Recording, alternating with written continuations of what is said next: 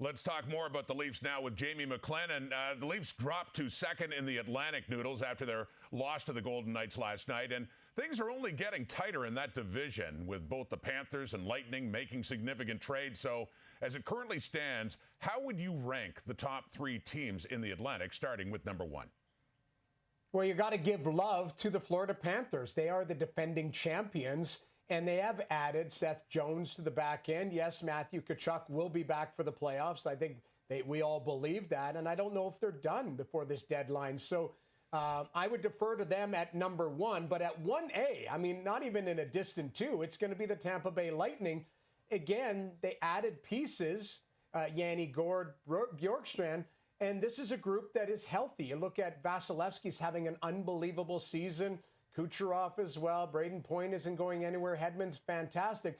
But the bigger picture is they've done it before. And this is no slight on the Toronto Maple Leafs that I would put at 3. But we have recent reference of the other two ahead of them and winning Stanley Cups and doing what it needs to go deep into the playoffs. So Toronto Maple Leafs are a very good team. But I'm going recency bias in the playoffs, not the regular season, as to where I would rank these two teams ahead of the Toronto Maple Leafs. So safe to say pressure is on Brad Treliving to make a move for an impactful player. And even Austin Matthews mentioned that he'd love to see a boost to the lineup.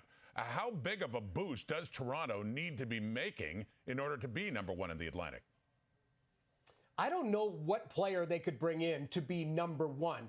And as I go back to what I just said is I look at the Toronto Maple Leafs. They're a fantastic team.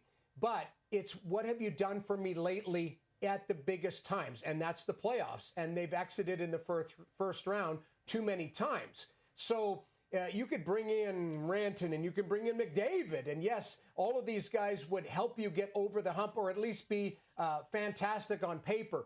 But I've watched Sam Reinhart score a game-winning goal in a Game 7.